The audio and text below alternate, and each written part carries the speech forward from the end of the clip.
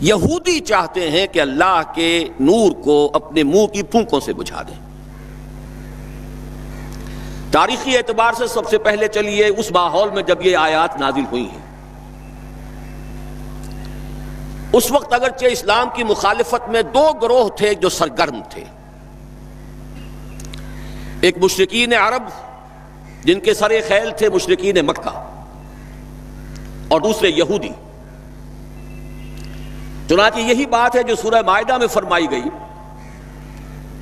لَتَجِدَنَّ أَشَدَّ النَّاسِ عَدَاوَةً لِلَّذِينَ آمَنُوا الْيَهُودَ وَالَّذِينَ أَشْرَكُوا، تم پاؤ گے کہ اہل ایمان سے دشمنی میں شدید ترین تمام انسانوں میں یہودی ہیں اور مشرک ہیں۔ مکے کے مشرک یا جزیرہ نما عرب کے مشرک اس وقت جن کے سر خیل تھے، جن کے لیے قرآن مجید میں سورہ توبہ میں ائمہ کا لفظ آیا ہے، فَقَاتِلُوا أَئِمَّةَ الْكُفْرِ، ایک طرف وہ تھے جو شدید مخالف اور دوسری طرف یہودی، لیکن ان دونوں کی مخالفت کے انداز میں فرق تھا۔ یہ نوٹ کرنا چاہتا ہوں میں آج، اچھی طرح سمجھ لیجئے۔ پہلا فرق یہ تھا کہ مشرکین عرب سامنے سے وار کرتے تھے جمع مردی کے ساتھ، ان کے مقابلے میں ان کی مخالفت میں کمینگی نہیں تھی۔ وہ اپنے باطل معبودوں کے لیے بھی گردن کٹا رہے تھے۔ ابو جہل نے کہا تھا ذرا نیچے سے گردن کاٹنا تاکہ اونچی نظر آئے کہ سردار کی گردن ہے، جب تم کسی چیز پر اس کو اوپر لٹکاؤ گے۔ 70 جانیں انہوں نے پیش کی ہیں بدر میں اپنے دین باطل کے لیے اور اپنے معبودان باطل کے لیے۔ اس کے برعکس یہودیوں کی مخالفت تھی کمینگی والی مخالفت، ان میں مقابلے کی ہمت نہیں تھی، جرأت نہیں تھی۔ لا یقاتلونکم جمیعا، سورہ حشر میں فرمایا یہ یہودی کبھی تم سے مسلمانوں جمع ہو کر جمعیت کی شکل میں ڈٹ کر میدان میں آ کر مقابلہ نہیں کر سکیں گے، الا فی قری محصنۃ او من وراء جدر، بڑے مضبوط قلعہ بندیوں میں اپنے آپ کو محفوظ کر کے اور فصیلوں کے پیچھے سے، دیواروں کے پیچھے سے، عورتوں کی طریقے سے پتھراؤ کریں گے، اس کے سوا کچھ نہیں کر سکتے۔ تو پہلا فرق یہ تھا کہ مشرکین مکہ اور مشرکین عرب بالعموم مخالفت کر رہے تھے، لیکن ان کی مخالفت جمع مردوں والی مخالفت تھی، سامنے کے دشمن کی حیثیت سے کھلم کھلا علی الاعلان، جبکہ یہودیوں کی مخالفت میں کمینگی تھی، سازشی انداز تھا، خود لڑنے کی بجائے دوسروں کو ابھار ابھار کر لاتے تھے۔ اور دوسرا بڑا فرق کیا تھا؟ اس پہلے فرق کو تو نمایاں کیا اسی لفظ سے کہ گویا کہ اپنے منہ کی پھونکوں سے بجھانا چاہتے ہیں۔ ابو جہل بھی بجھانا چاہتا ہے اللہ کے نور کو، لیکن اپنے زور بازو کی بنیاد پر۔ اور یہ لوگ کردار کے اعتبار سے اتنے گر چکے ہیں کہ زور بازو کی بنیاد پر نہیں، منہ کی پھونکوں سے بجھانا چاہتے ہیں۔ بہترین تعبیر کی ہے اس کی مولانا ظفر علی خان نے کہ نور خدا ہے کفر کی حرکت پہ خندہ زن، پھونکوں سے یہ چراغ بجھایا نہ جائے گا۔ دوسرا فرق یہ تھا کہ اگرچہ مشرکین میں بھی ایسے لوگ تھے جو پہچان چکے تھے کہ محمد اللہ کے رسول ہیں، سچے ہیں، صادق ہیں، لیکن وہ استثنائی معاملات تھے، وہ غافل تھے۔ قرآن مجید میں بار بار ان کے کفر کے لیے ایک توجیہ پیش کی گئی ہے کہ ان کے پاس کوئی رسول آیا ہی نہیں، ان کے لیے رسالت اور نبوت بڑی ایک عجیب سی شے تھی، وہ چیزیں ان کے ذہن سے بالکل خارج ہو چکی تھی۔ لیکن یہود کا معاملہ اس کے برعکس تھا، وہ 100% پہچانتے تھے محمد رسول اللہ کو صلی اللہ علیہ وسلم، بالخصوص ان کے علماء، یعرفونہ کما یعرفون ابناءہم، پہچانتے ہیں اسے جیسے کہ اپنے بیٹوں کو پہچانتے ہیں، علی وجہ البصیرۃ، وہ کسی مغالطے میں نہیں تھے، پوری ڈٹائی کے ساتھ پہچانتے ہوئے۔ آپ کو تو معلوم ہے کہ حضور صلی اللہ علیہ وسلم کی جو نشانیاں ہیں ان کا تو معاملہ بہت آگے کی بات ہے۔ حضور کے ادنا رفقا کا معاملہ کیا تھا کہ حضرت عمر رضی اللہ تعالیٰ عنہ کے بارے میں پوری ان کی صفات ان کے ہاں موجود تھیں، اور عیسائی علماء نے ان کے ساتھ ٹیلی کر کے ہی حضرت عمر کو سامنے کھڑے ہو کے دیکھ کر اور پھر جو ہے یروشلم کا قبضہ دیا تھا کہ ہاں یہ وہی درویش بادشاہ ہے جس کا ذکر موجود ہے ہماری کتابوں میں کہ یروشلم اس کے ہاتھوں فتح ہوگا۔ تو یہ دو فرق ذہن میں رکھیے، یریدون لیطفئوا نور اللہ بافواہہم واللہ متم نورہ۔ دوسری بات جو سوچنے کی ہے اس آیت میں کہ نور اللہ سے مراد کیا ہے؟ اللہ کا نور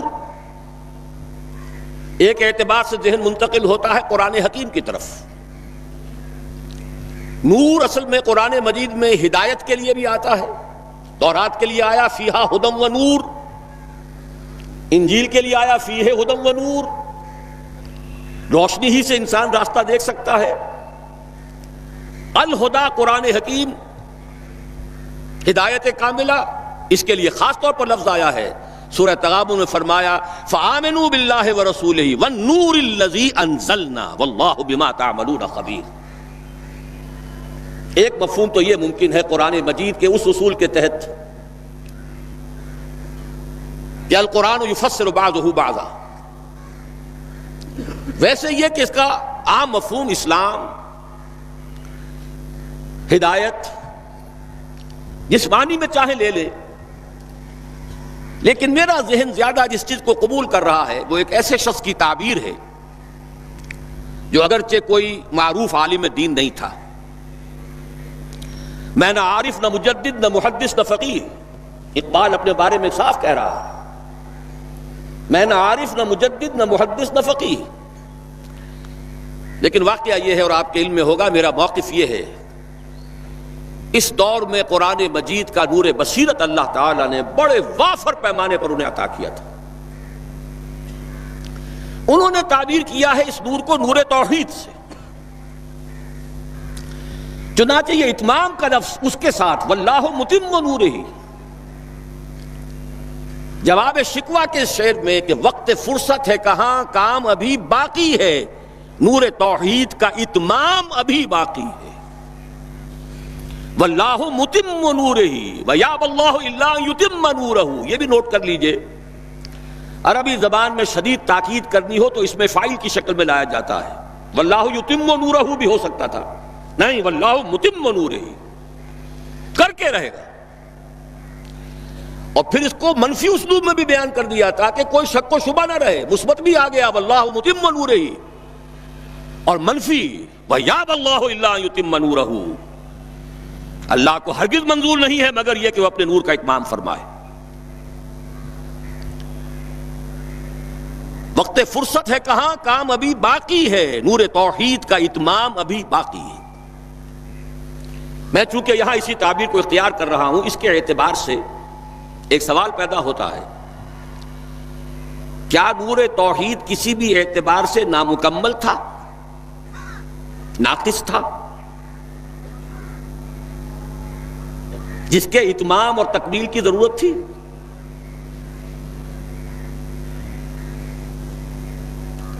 اگر میں اس سوال کا جواب ہاں میں دوں تو آپ سب چونک جائیں گے، لیکن میری وضاحت سن لیجئے۔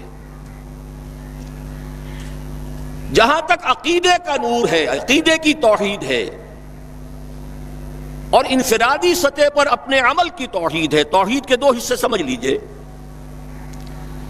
ایک توحید ہے عقیدے کی توحید، اللہ کو ایک ماننا، ایک جاننا، اس کی صفات میں، اس کی ذات میں کسی کو اس کا ساجی، ہمسر، برابر، ہم پلہ، کفر، ند، ضد نہ سمجھنا۔ ایک عمل کی توحید ہے کہ ایک ہی اللہ کے مطیع فرمان ہو جانا، ہما تن، ہما وقت، ہما وجوہ، مخلصین لہ الدین، یہ عملی توحید ہے۔ تو عقیدے کی توحید اور انفرادی سطح پر عمل کی توحید ہر دور میں مکمل رہی، حضرت آدم کی بھی مکمل تھی، حضرت نوح کی بھی مکمل تھی، تمام انبیاء کرام کی مکمل تھی، نہ ان کی عقیدے کی توحید میں کوئی کسر ہو سکتی تھی، نہ انفرادی سطح پر عمل کی توحید۔ لیکن ایک توحید ہے اجتماعی سطح پر عمل کی توحید، پورے نظام زندگی کا اللہ کے حکم کے تابع ہو جانا، یہ ابھی مکمل ہونا تھا، اس کی تکمیل ہونی تھی۔ افراد موحد تھے اپنی زندگیوں میں بھی، اپنے عقیدے میں بھی. نظام جیسا آج آپ غور کیجئے، بڑے بڑے فن خواہ موحد موجود ہیں ہمارے ہاں. فن خواہ سمجھتے ہیں اپنے آپ کو کہ معلوم ہوتا ہے شرک ہمارے قریب بھی نہیں آ سکتا. اجتماعی سطح پر ہم سب مشرک ہیں، پوری قوم مشرک ہے، مشرکانہ نظام ہے. جب تک وہ یکون الدین کلہ للہ نہیں ہوتا یہ نظام مشرکانہ ہے، قانون اللہ کا نہیں ہے.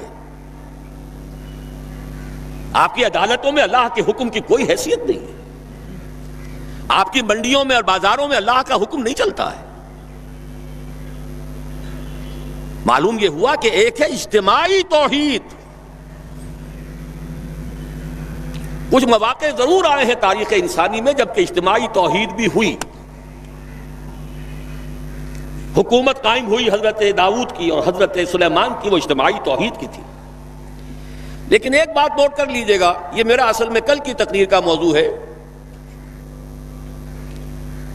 یہ کام تاریخ انسانی میں صرف ایک مرتبہ ہوا ہے کہ ایک فرد واحد اپنی دعوت کا آغاز کرے اور تمام مراحل سے گزار کر اپنی اس دعوت اور تحریک کو اور توحید کامل تک معاشرے کو پہنچا دے.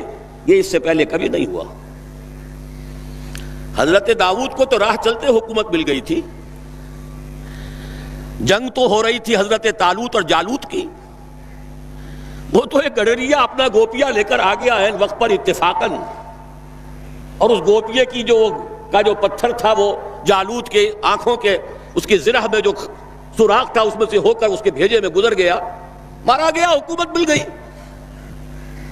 کیا حضرت داؤد ایک داعی کی حیثیت سے سامنے آئے تھے؟ کیا انہوں نے اپنی کوئی جماعت بنائی تھی؟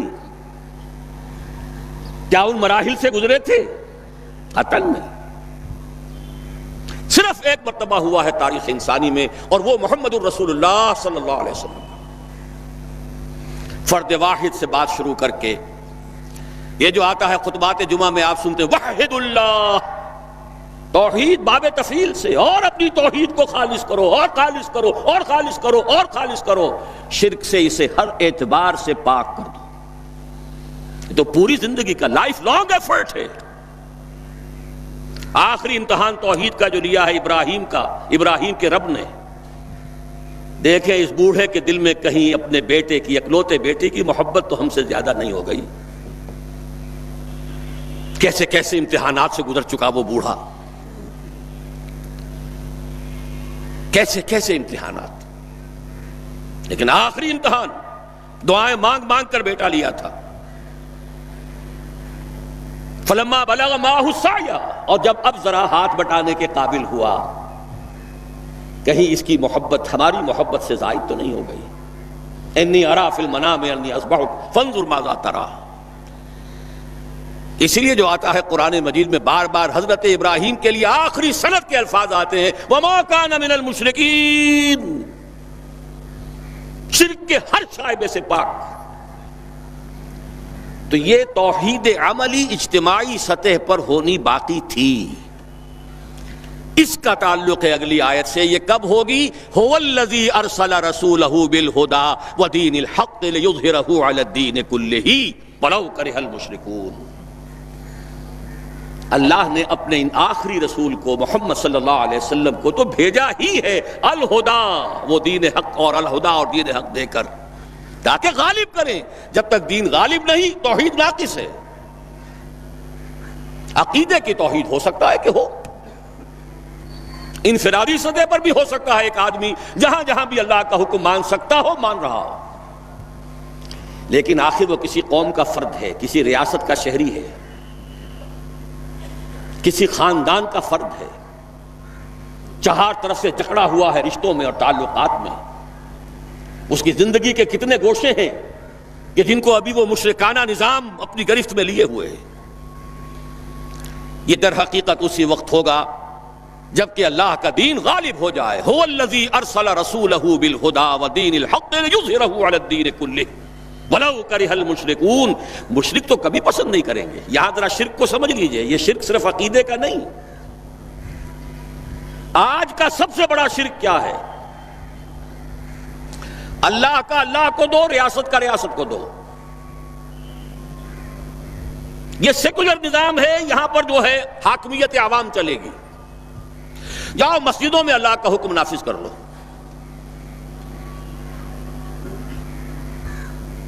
یہ سب سے بڑا شرک، کبھی گوارا نہیں کریں گے.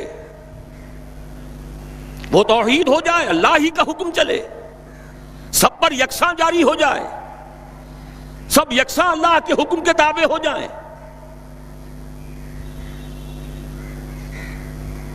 وَلَوْ كَرِهَ الْمُشْرِكُونَ، مشرک کبھی نہیں چاہیں گے، لیکن ان کی مخالفت کے علی الرغم، ان کی ساری ریشہ دوانیوں کے باوجود، ان کی تمام سازشوں کے باوجود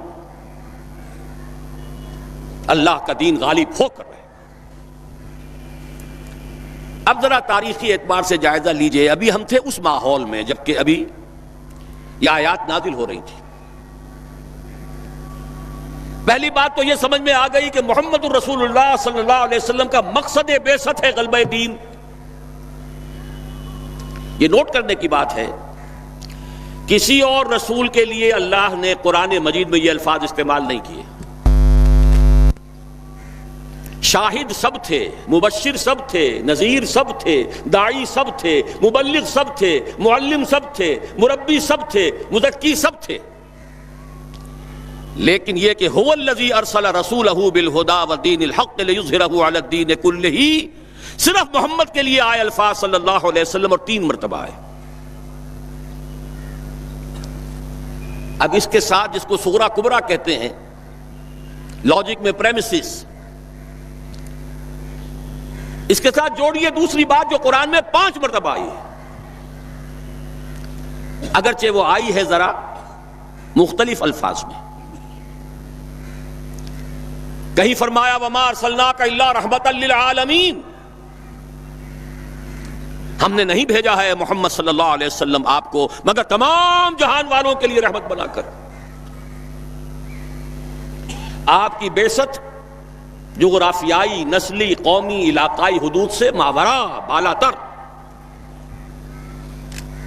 قرآن میں بقیہ سارے رسولوں کی بات آتی ہے تو کہتے ہیں یا قوم یا قوم یا قوم. نوح نے کہا یا قوم اعبد اللہ، ہود نے کہا یا قوم اعبد اللہ، صالح نے کہا یا قوم اعبد اللہ ما لکم من الہ غیرہ. اور قرآن کہتا ہے یا ایھا الناس، یا ایھا الناس اعبدوا ربکم الذی خلقکم والذین من قبلکم لعلکم تتقون. لیکن صریح ترین جو لفظ آیا ہے وما ارسلناک الا کافۃ للناس بشیرا ونذیرا، ہم نے نہیں بھیجا ہے محمد صلی اللہ علیہ وسلم آپ کو مگر پوری نوع انسانی کے لیے بشیر اور نذیر بنا کر.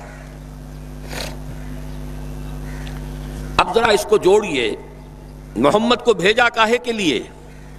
غلبہ دین کے لیے صلی اللہ علیہ وسلم. اور بھیجا کن کے لیے؟ تمام انسانوں کے لیے. کیا نتیجہ نکلتا ہے منطق سے؟ محمد الرسول اللہ صلی اللہ علیہ وسلم کا مقصد بعثت مکمل اسی وقت ہوگا جب پورے عالم انسانیت پر اللہ کا دین غالب آ جائے. ورنہ بات وہی ہے جو اقبال کا شعر سنا چکا ہوں، وقت فرصت ہے کہاں کام ابھی باقی ہے، نور توحید کا اتمام ابھی باقی ہے. لیکن یہ کہ اگر اللہ نے واقعی بھیجا محمد کو دین کے غلبے کے لیے صلی اللہ علیہ وسلم، اور اگر بھیجا ہے پوری نوع انسانی کے لیے، تو ناممکن ہے کہ یہ دنیا ختم ہو جائے اس سے پہلے کہ محمد الرسول اللہ کا مقصد بعثت مکمل ہو.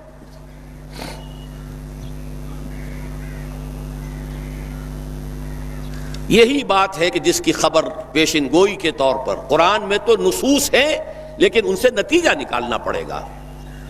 منطق، حضور کو بھیجا پوری نوع انسانی کے لیے اور بھیجا غلبہ دین کے لیے، تو مقصد بعثت کی تکمیل اسی وقت ہوگی جبکہ کل عالم انسانی پر اللہ کا دین غالب آ جائے.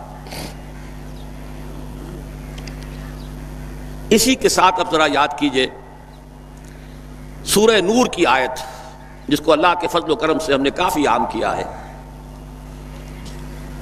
ایک ہی بات ہے لیکن ذرا مختلف اسلوب میں آ رہی ہے. وعد اللہ الذین آمنوا منکم وعملوا الصالحات لیستخلفنہم فی الارض. وعد اللہ الذین آمنوا منکم، یہاں منکم پر ذرا زور دیجئے. کن سے خطاب ہو رہا ہے؟ مسلمانوں سے. لیکن ان مسلمانوں کے لیے دو کوالیفیکیشنز، دو پری کنڈیشنز. اے مسلمانوں، اللہ کا وعدہ ہے تم میں سے ان سے جو ایمان اور عمل صالح کا حق ادا کر دے، انکنڈیشنل نہیں ہے. وعد اللہ الذین آمنوا منکم وعملوا الصالحات، ایمان اور عمل صالح کا حق ادا کر دو تو اللہ کا وعدہ ہے. اور وعدہ کتنا مؤکد ہے، نون مشدد کے ساتھ تینوں دفعہ، اور ایک ہی بات کو تین اسلوبوں میں. لَيَسْتَخْلِفَنَّهُمْ فِي الْأَرْضِ، لامن خلافت عطا فرمائے گا انہیں زمین میں. كَمَا اسْتَخْلَفَ الَّذِينَ مِن قَبْلِهِمْ، جیسے کہ خلافت عطا کی تھی ان کو جو ان سے پہلے تھے. جب مسلمانوں کو خلافت اور حکومت عطا ہو جائے گی تو اس کا منطقی نتیجہ ہوگا کہ دین غالب ہو جائے گا. لیکن اس کو بھی کھول کر بیان کر دیا، وَلَا يُمَكِّنَنَّ لَهُمْ دِينَهُمُ الَّذِي ارْتَضَىٰ لَهُمْ، اور لازماً متمکن کر دے گا، غالب کر دے گا ان کے اس دین کو جو اللہ نے ان کے لیے پسند فرما لیا ہے. الْيَوْمَ أَكْمَلْتُ لَكُمْ دِينَكُمْ وَأَتْمَمْتُ عَلَيْكُمْ نِعْمَتِي وَرَضِيتُ لَكُمُ الْإِسْلَامَ دِينًا. اچھا، جب مسلمانوں ہی کی حکومت ہو جائے گی، دین کا غلبہ ہو جائے گا، تو ظاہر بات ہے مسلمانوں کے لیے بندشیں اور خوف تو ختم ہو گئے. اس کو بھی واضح الفاظ میں وَلَا يُبَدِّلَنَّهُم مِّن بَعْدِ خَوْفِهِمْ أَمْنًا، ان کی خوف کی حالت کو امن اور سکون سے بدل دے گا، کوئی خوف نہیں ہوگا. اب یہاں فرمایا یعبدوننی لا یشرکون بی شیئا، تب جا کر وہ ان کی عبادت اس درجے میں مکمل ہوگی کہ اس میں شرک کی کوئی آلائش باقی نہیں رہے گی. جب تک نظام پورا اللہ کے دین کے تابع نہیں، شرک موجود ہے. عقیدے کا شرک ختم ہو چکا، انفرادی سطح پر موحد بن چکے. لیکن یہ تو تین کام جب ہوں گے کہ اللہ کا دین غالب ہو جائے، اللہ کی حکومت اور مسلمانوں کی خلافت قائم ہو جائے، تب کہیں جا کر وہ بات ہوگی لا یشرکون بی شیئا، پھر شرک کا ہر شائبہ ختم. وَيَكُونَ الدِّينُ كُلُّهُ لِلَّهِ، دین کل کا کل اللہ کے لیے ہو جائے گا.